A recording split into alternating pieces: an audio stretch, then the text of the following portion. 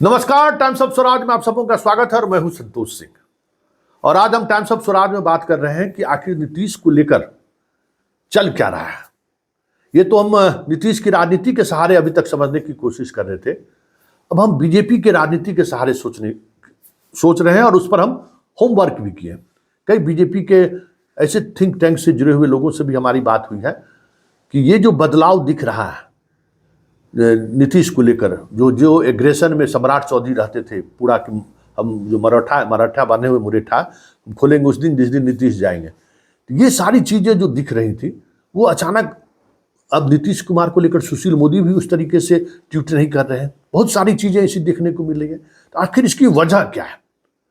टटोलते टटोलते ये बातें समझ में आई कि नरेंद्र मोदी ने बिहार के मामले में अमित शाह, भूपेंद्र यादव सहित तमाम ऐसे नेता जो बिहार में फाइट करना चाहते थे, नीतीश पर भी हमला करके, लालू पर भी हमला करके, उन्हें दो टूक कह दिया गया है कि अब इन मामलों में, बिहार के मामले में मैं खुद देखूंगा। और जब से ये बातें सामने आई हैं, कई तरह के कयास लगाए जाने लगे कि नीतीश पाला बदल सकते हैं। हरवंश जी आए, उनसे बात हुई, प्रधानमंत्री से बातचीत हो रही है, विशेष राज्य का दर्जा नीतीश को दी जा सकती है, या पैकेज दिया जा सकता है, या विधानसभा लोकसभा साथ चुनाव कराया जा सकता है। बहुत सारी चीज़ें सामने आनी शुरू हुई। लेकिन जो राजनीति के जानकार हैं, जिनकी समझ, जो पकड़ हमेशा राजनीति पर जिनकी समझदारी रही है, उनका कहना है कि ये जो गेम है ये एक अलग तरीके का कैलकुलेटिव गेम है।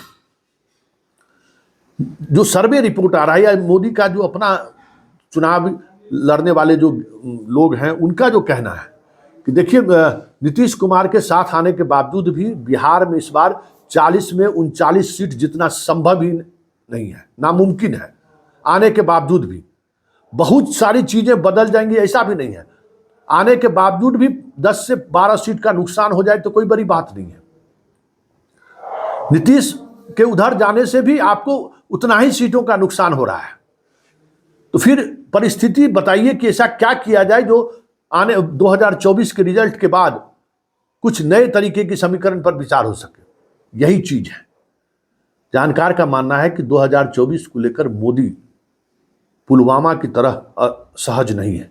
पुलवामा की घटना के बाद वो सहज हो चुके थे। उनको लग गया था कि हम राष्ट्रवाद के नाम पर हम फतह कर ही देंगे।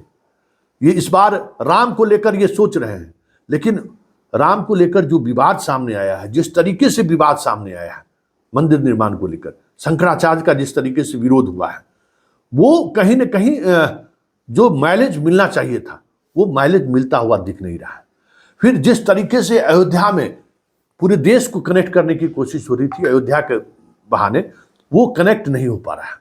जिस तरीके से महाराष्ट्र, कर्नाटक, सब लोग जगहों से जोड़ने की कोशिश हो रही थी, वो कनेक्ट नहीं हो रही है। फिर जनवरी से कम चुनाव होने में 3 महीने के, अप्रैल लास्ट वीक और मई में चुनाव होगा।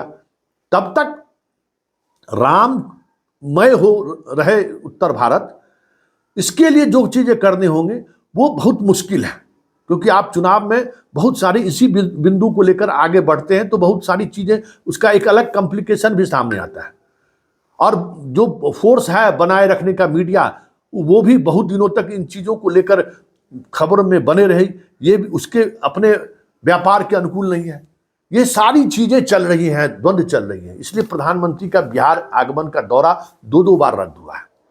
अब कहा जा रहा है कि जेपी नड्डा आएंगे, लेकिन इतना तय है कि बिहार को लेकर जो थोड़ा बीजेपी का रुख नरम हुआ है, उसकी एक बड़ी वजह यही है कि इंडिया गठबंधन में अब सिर्फ एकमात्र नीतीश कुमार ही ऐसे नेता हैं जो नेता कहीं न कहीं मोदी के उस कोप भाजन के शिकार नहीं बने हैं जिस कोप भाजन के शिकार ममता बने हैं, आपको जितने स्टालिन बने हुए हैं, कर्नाटक के उप मुख्यमंत्री बने हुए हैं, अरविंद केजरीवाल, मतलब ईडी सीबीआई के जेल में जाने की स्थिति नहीं हुई है। तो थोड़ा सॉफ्टनेस दिखाया जा सकता है इनके सहारे, ये बात है। फिर इलेक्शन बाद अगर सीटों को लेकर अगर कमी हुई, मालूम है नरेंद्र मोदी को कि कोई उन्हें समर्थन नहीं देगा जिस तरीके से उन्होंने व्यवहार किया है। ऐसे में नीतीश कुमार एक ऐसा चेहरा है जिसके सहारे इंडिया गठबंधन में हम सेंधमारी कर सकते हैं। इसलिए नीतीश कुमार को उस तरीके से टारगेट ना करें। और बिहार में दोनों साथ भी चुनाव लड़ेंगे तो कितना भी नुकसान होगा, वो नुकसान नीतीश के पाला बदल लेने से भरपाई नहीं होने वाली है। इसलिए नीतीश जहां कहीं भी रहें, 2024 के रिजल्ट के बाद जो चीजें सामने आएंगी उस वक्त नीतीश की महत्ता बढ़ेगी, ये बात बीजेपी भी स्वीकार कर रही है। और यही वजह है कि बीजेपी अपने स्टैंड में इतना बड़ा बदलाव लाया है।